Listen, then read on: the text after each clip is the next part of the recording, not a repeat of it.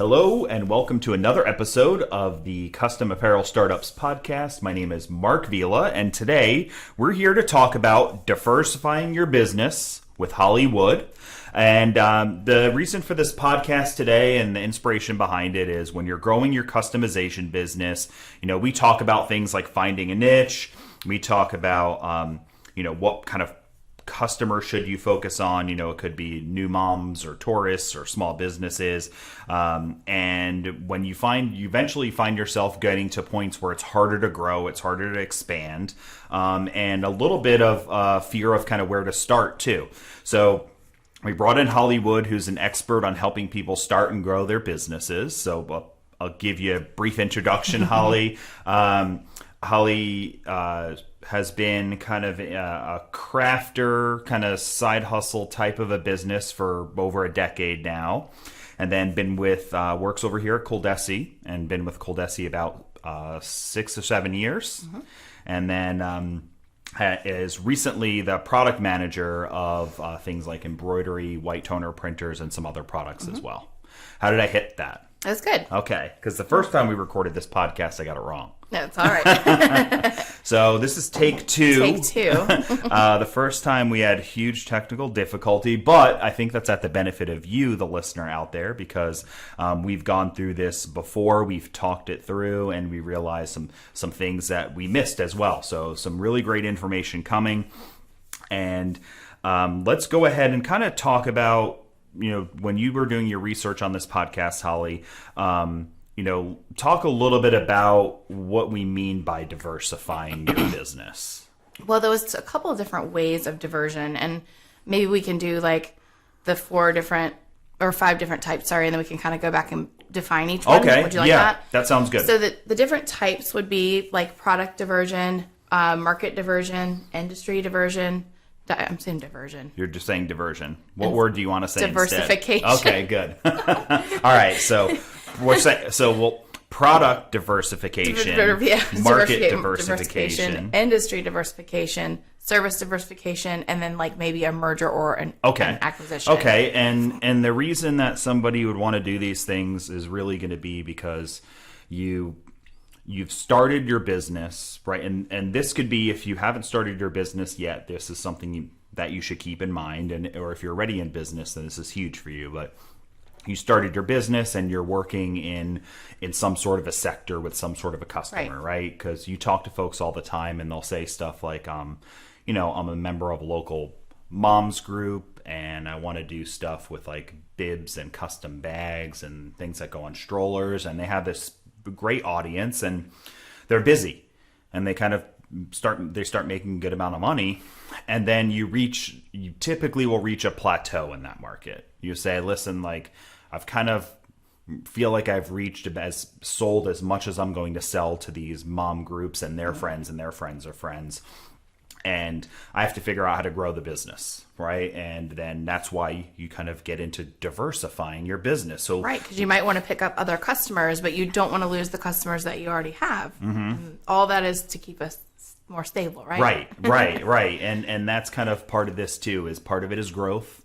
Because you'd like to make more money, right? You'd like to grow your business. You would like to have new technology in your business. And part of it's stability too. You find that you do wedding type of stuff and it's crazy busy this time of the year, that when we're filming this right now, it's wedding season. Mm-hmm. Come a few months from now, wedding season's really slow. Right. So then your business would be slow during that point in time. So diversifying can help. Speaking of, congratulations on yours. Oh, thanks very much. Appreciate it. Yeah. Appreciate it. Just been a few weeks now. I know. Yeah. Fresh. Yeah. No, but I agree with you. Like there's different times, like sports seasons, and then we're getting into maybe the holiday season or whatever. But maybe, you have different products, which is a really nice, that brings us right into that. Okay. For the product. And I feel like that's maybe one of the easiest things to do is maybe you are already selling clothing, but you want to expand into like home goods or something like that. So just along the same lines of that same customer base, but we're just going to offer more things for them. Right. Offer more things. And this is something that you see all the time in day-to-day life if you buy products from certain companies, right? So if somebody buys like skincare products for a company, they're going to have a new product line come up consistently, right? They have a face cream, they're going to come up with an elbow cream, right? I mean, they just add things down the line. And it's why your favorite coffee shop might start selling food at some point in time. It's why your favorite donut shop might might start selling bagels. Right. So you diversify your products, and then your current customer base may just buy more stuff, right? Or they buy stuff as the season changes or whatever that might be, right? And it might be as easy as they're already asking for it. Right. I'm a coffee shop. You want bagels? I'll start carrying bagels. You want ice cream? I'll start carrying ice cream. Yeah. No, that's fantastic. And kind of an example to consider in this would be, if you currently are just selling t-shirts, that's mainly what you're selling, and you have a group of customers that they could potentially want more products. So we could talk about how to do research and things like that later on, but more so it would be, offer hats, offer signs, offer stickers. You can offer all these other things that go to the same customers. And the cool part is most of your equipment, whether that's embroidery, white toner printer, direct to film, a lot of those are already equipped to do lots of other things. Yeah. You just have to get the right product for your customer. Right, and just learn how to do it or whatever that might be. So it's out there. So now we can move into the next one, which you said was market diversification. And that would be like, if I'm a local business, say, it would be selling to a different market. So maybe I take my market and I start selling it online, or maybe I go to another location across town. So basically just opening up my business to a different sector of the market. Right. So and kind of when we're speaking about market in this sense, we're talking about either a physical or a virtual place. Correct. So if you're selling on Etsy, you should maybe think about creating a Facebook group that you can sell on Facebook. If you're selling just in a particular area of town, and maybe you have a handful of schools you work with or a handful of clubs you work with, expand to a different area of town. Or even online, because online's huge. Right. If you have a successful store, why aren't you selling online? I mean, I know there's some things that you have to get set up in the background, but man, it's a huge opportunity. People already like your stuff. Yeah, so you already have customers, and it's potential that your customers may not always be able to come to your store, or they want to refer to their friends or family that may be out of town. So going from in-person to virtual could be a market diversification too. And I think that from the simplest standpoint, a good portion of people are selling. Small businesses, they're usually selling within a certain set of kind of zip codes or cities, or even within just one zip code. And a simple way is really just to figure out, how can you get one step further out? How can you get either into the next city or the next area of town? Here in Tampa Bay, where we are, there's dozens and dozens of little areas of town. Right, there's like Carrollwood, and what do we call this area of town where we are? Do you know what? I usually say South Tampa. Yeah, it's South Tampa, but even South Tampa has Wesley like a bunch Chapel. of little areas in it. So well, neighborhoods within. Neighborhoods, and so you may be just selling within a couple of neighborhoods, and it could be that you live in the suburbs, and these are very named communities. So if you're selling to a lot of people in one community, you could look to expand to another, reach out to join clubs in those areas, reach out to friends in those areas, advertise. You could advertise in either local print, or just update your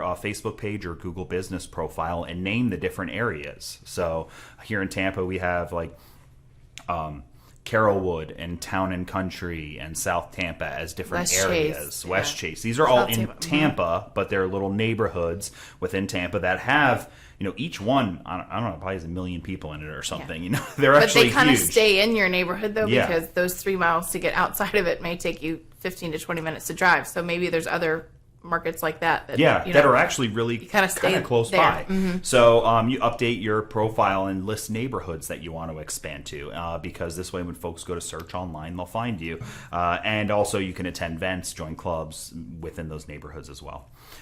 Okay, so we've got product diversification and market diversification. And what's next on our list? Next one is industry. And I think the way we best described this last week was, say you are marketing to a type of person that would like the same product. So say we're already working with lawyers and we have an embroidery machine and we're doing their left chests and logos, but why not start servicing doctors too? Because a lot of those uniforms, the things that they like, the hats, the embroidery, a lot of those things are the same, but they're in different industries. Right. And I on the custom apparel startups, I believe it was the last episode or the one before, Sarah Isom was on here, and we talked about some things within marketing. And one of the examples we used was somebody could be selling to doctor office, dentist office, and also like golf clubs, like golf organizations. And how this works with kind of the industry diversification is these are 3 different industries. Doctor and dentist could be considered like very, very close. They both wear white coats and people wear scrubs, right? And having embroidered names or printed names or logos is typically important. It gives some authority when you see your doctor or dentist come in and it says their name or their company logo. It makes patients feel comfortable, very classy. But at the same time, the golf clubs and organizations could be very, very related to that. You're probably dealing with a very similar type of person because, doctor, dentist, they're going to typically dress nice. They might play golf. They might play golf. They may very well play golf. And in addition to that, it's something that golf is known. When you play basketball, you wear shorts and a t-shirt, right? I mean, that would be a great market if you're going to sell shorts and t-shirts. Right. But if you're selling button-ups and golf shirts, polo shirts, things like that, those are going to be the same things that doctors and dentists wear. So it's a very similar product you're making for a different industry that's very, very related. So I'd encourage you to look at what your customer base looks like now. Another great example would be dance and cheer. Dance and cheer, ice skating. Mm-hmm. I forgot we had another one too. But just kind of same concept. Yeah, they're very, very similar to each other. So look at the industry that you work in now. And many folks will say, well, I don't work in one industry. I work in a bunch of different little industries, right? So I would look at some of your big customers, or if you have 2 or 3 big customers that are in one industry, like you said, dance, maybe there's a few dance studios that you make bags for and t-shirts for the parents and some other things like that. Well, you could say, I have 3 customers that are like this. I wonder if I can find 3 more customers in a different industry. Right. So maybe ice skating, you can just ice skating is easy because they all go to very specific places, just like dance studios are very specific places. And you can go there and say, hey, here's stuff that I make for a local dance. I can do similarly for ice skating. You're probably doing parent gear too with the kids. It's kind of the same concept. Yeah. So it's different. It's maybe different, in the dance, maybe they don't want anything warm, but in ice skating they do. So you'll adjust the type of apparel, but the decorating, the style, and just the fact that, dance and skate moms are just willing to spend a ton of money on their kids' apparel. So keep it going. Okay, great. So what's the next one that you've got there?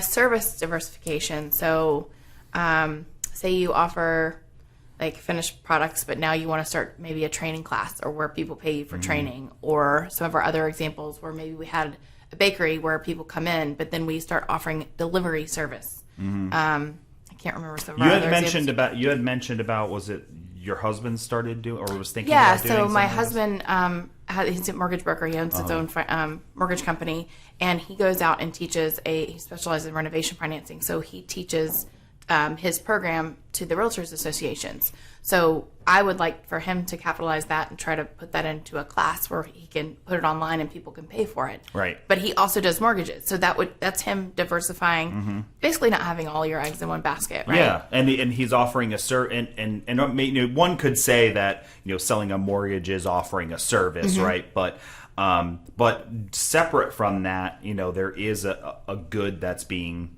given at the end, right? Like money or a house, right? That is part of that transaction, and the service side of it is actually just the knowledge that he's training the realtors on how to help them serve the program. So I think that if you're in the customization business where you do t-shirts or signs or anything like that, one of the ways you can use your knowledge is through brand consulting, right? That's one. So what I see often here, right? I logos. Look at like So support many. tickets, and I look at what comes through in ColDesi Graphics, which is our graphics department, where you can order custom graphics. So many times, I will see like terrible logos that they're very, very outdated. They don't look nice. They don't make sense. They're hard to read. And you as the customization business owner, should recognize that. If you're skilled, right, you would recognize, gosh, this logo just isn't nice. You can offer it as a service to do some brand identity improvements for your customers. So say, hey, I can take your logo and I can put it on a shirt for you. I'm happy to do it. It's going to cost you X amount of dollars a piece.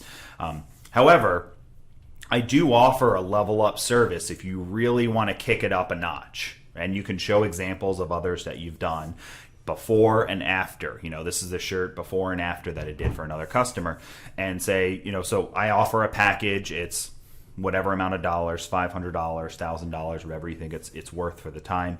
And we'll go through and we'll look at all of your logos. We'll look at your colors, and we're going to redefine your brand, come up with a new logo, new branding concept. And even included that, you can offer other services in design, letterhead, envelopes, thank you cards, business cards. These are all things you could do. And you don't necessarily have to own the equipment. Or you don't even have to do it either. Like places like ColDesi Graphics, we've got tons of logos made there. Yeah. So you could have someone else do it, but kind of pass through.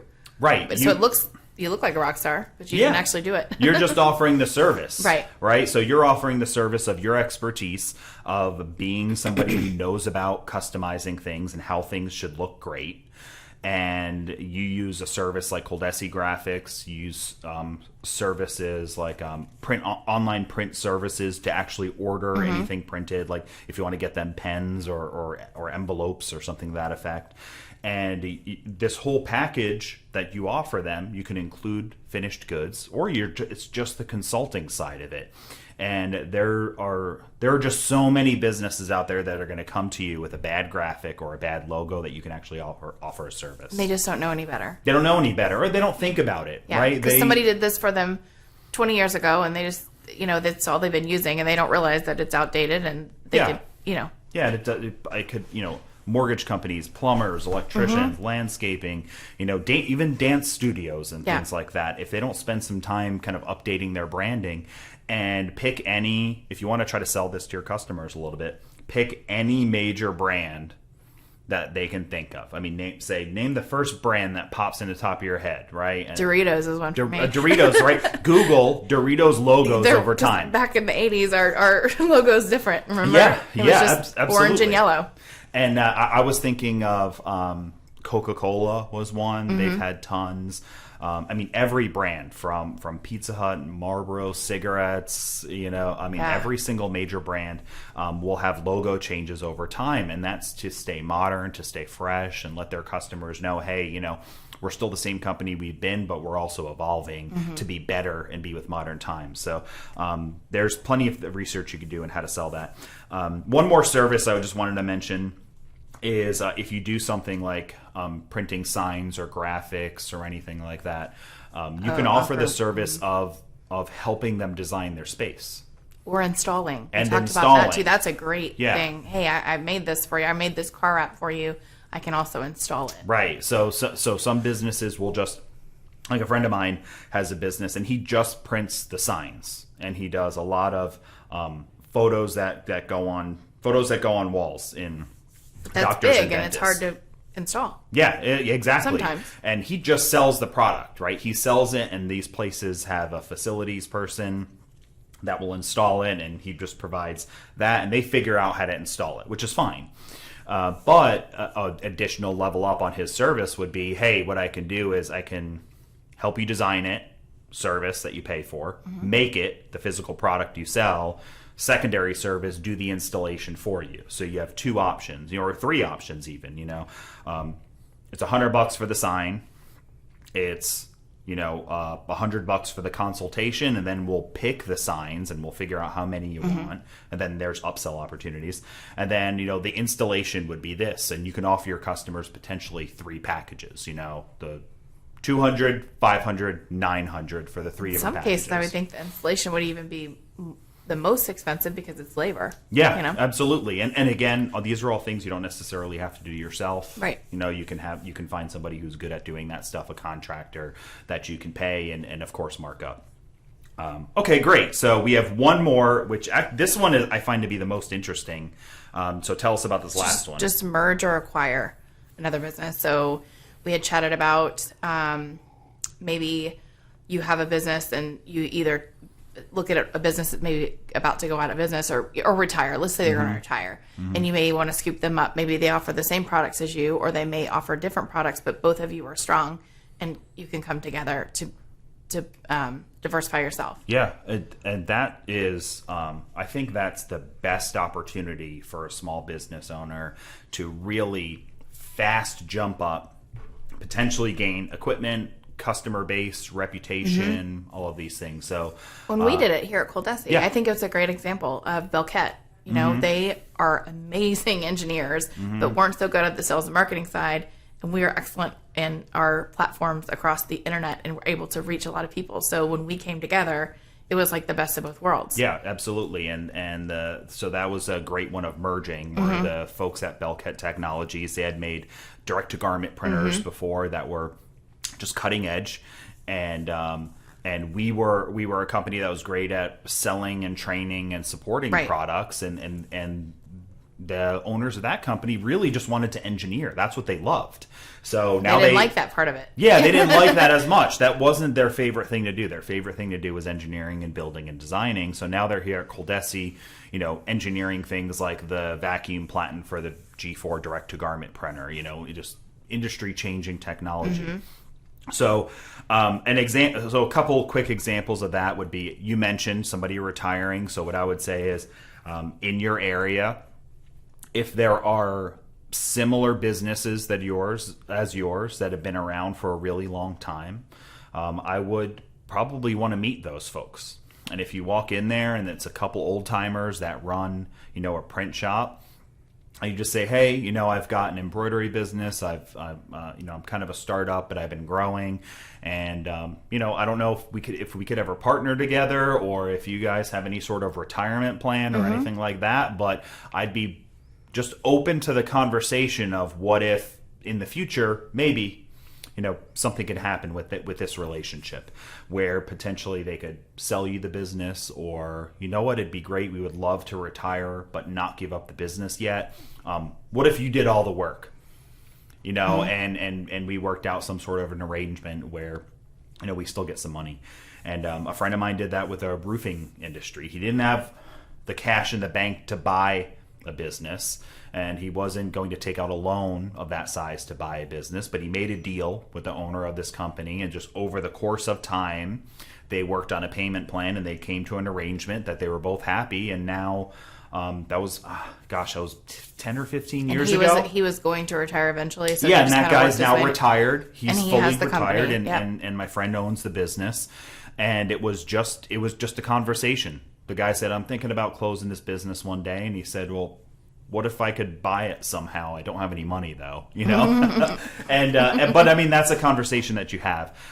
So look to potentially merge with businesses that are local, that they don't offer embroidery, or you do. Or maybe a sign business across town. They're getting requests for other types of printing, and you're getting requests for a lot of signage, maybe find that person. Could be a young business that you just maybe want to merge with and merge your strengths. Yeah, merge your strengths together, and also they may find that they do signs and trophies, and their business has been slowing down. Oh, online's been killing us. Business has been slow, and you could say, listen, I'm doing T-shirts, and I can't keep up. I'm wondering if there's some sort of partnership we could build together, and that could really grow your business. You can help each other. Now all of a sudden you're selling these signs and awards to your T-shirt customers because you're doing T-shirts for the dance as an example, and then they like to give out some sort of awards to all the kids. But as you mentioned earlier, it could be cyclical. Yep. So the signs and awards may pick up at a different time of the year where your T-shirts may hit a different time as well. Yeah, that's all great. But all that gains more customers for each. Yep. And now we've got maybe about 5 more minutes that we're going to put into the podcast. So I'd like to kind of just talk about real quick the steps to diversifying your business. So we can kind of spend a minute on each. And then if you go to customapparelstartups.com and you find this episode on how to diversify your business with Holly Wood, then you'll read a little bit more that we'll put in there. So what are the 4 steps that you outlined for us? I have do your research, assess your risk, audit your resources, and then plan. Okay. So under research, my notes here are just a few questions like have your customers suggested diversifying? Are they asking for more products or services? What can you do better than your competitors in a current or new market? And what type of diversification would suit your business? Okay. So yeah, that's excellent. What I love are the first one you said, have your customers suggested something? You should sell hats. Why don't you sell hats now? I mean, it could be various reasons. You don't know how to do it. You don't have the equipment. You tried before and failed. But if your customers are asking you to diversify, like, hey, we want hats too, you've got an opportunity. So jump on it. Learn how to do it. Purchase a hat heat press. Figure out how to get it done on your embroidery machine if you haven't done it before. But listen to your customers because they will ask you for what they want you to diversify in. And then the other is. Similarly, is you can just ask them, you can survey, do an email survey. Yeah, that's a great way to do it. Yeah, after a sale, say, hey, what other products might you buy? And I'm just a fan of just being straight up honest about it. Just, hey, I'm thinking about diversifying my business. Not sure what else I want to bring on next. I've got a handful of ideas. Could you just take this on this piece of paper? Just check the ones you might be interested if I offer it in the future. And then if you can get 20 people to fill that out and you look at it and you're like, gosh, 17 of these people said hats. I mean, you've got it. I need to figure that right? out. And then I think you also said what diversification suits your business. Yeah, that's a great one too. If you do shirts, hats obviously seems to go well together with that. I don't know if I would go from shirts to awards, right? It might not, unless of course you're in some sort of industry where shirts and awards are together a lot. Said, yeah. Yeah, so just figure out and just kind of do your research by asking your customers, looking at your customer base, surveying people, and figure out what else just seems to go well with your customer base. Now you said assessing your risks, which kind of goes right into what you said about maybe you don't want to go into trophies. Because diversifying can help generate your sales and increase your market, but you have to find the balance of that new market or diversification and not losing focus on what we're already doing good. Right. So you have to be careful with that. And then it may carry less risk, as we said, just doing product like T-shirts, then we're going to go to hats or something like that versus going to a whole nother sector of like awards or signs or something that's completely different. So you just have to figure out what is the best risk, like you said, maybe what people are asking for or what people are asking for is super low risk. If you have a white toner printer and you're not doing anything with hard surfaces like mugs or ceramic or glass metal signs, it's pretty low risk to get some paper that does that, $100 or so, get some product, some wooden signs that are blanks, and make some for your customers, if that fits your market. And it's just reasonably low risk compared to immediately jumping into a new piece of technology or trying to get into a equipment. market that's significantly different than what you do. That's much higher risk, not only in the amount of money you'll invest, but in time, effort, percentage of failure. If you have current customers and you just kind of try something new that they might buy, very low risk. You ask a bunch of people, you try to sell it, it works, you made money, it doesn't work, you don't do it anymore, and you're not out that much. Right. It's just something that didn't work. And then you said audit your resources, which That one's pretty easy. Yeah. What do you have now, and what do you need to invest?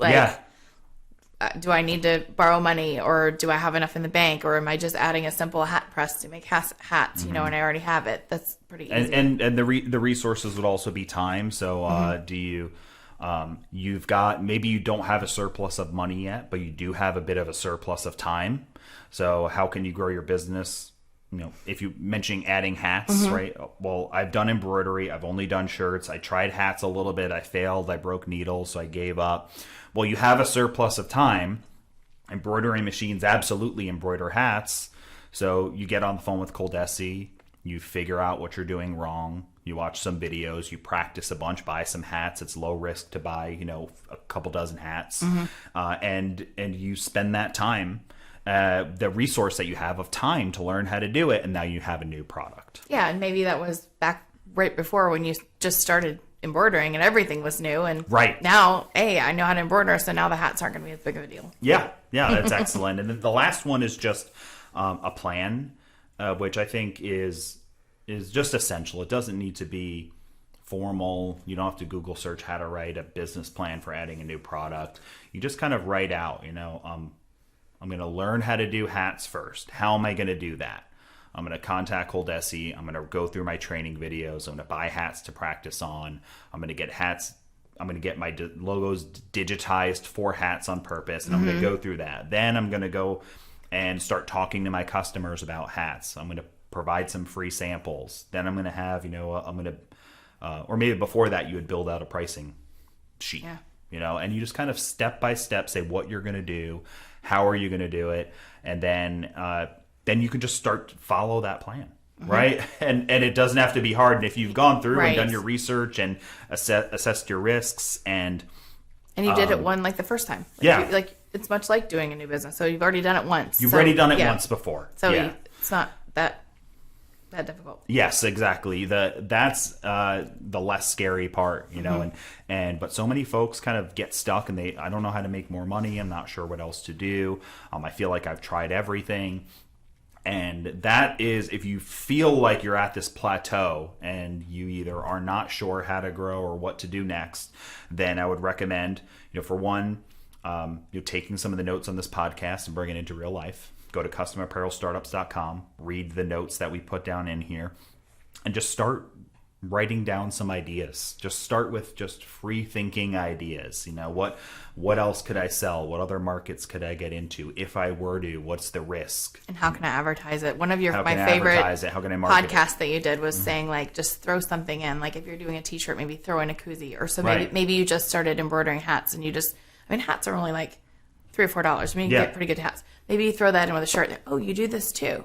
So opening their eyes to, I can do other things too. Right.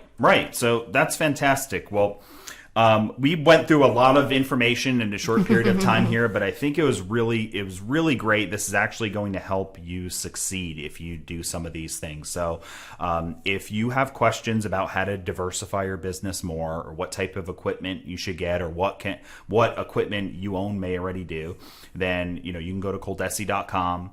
You can reach out, live chat, or talk to one of our pros, and you can just ask, say, hey, listen, I've got a cutter. I'm trying to figure out how to grow my business. This is what I'm doing. What should I do next? What could I do next? And we have folks that have those conversations every single day here that will help you out. So thanks for joining us in Custom Apparel Startups. Can't wait for you to come back and jump on ColDesi.com and talk to us about how we can help you diversify your business. Yep. Thank you. Thank you.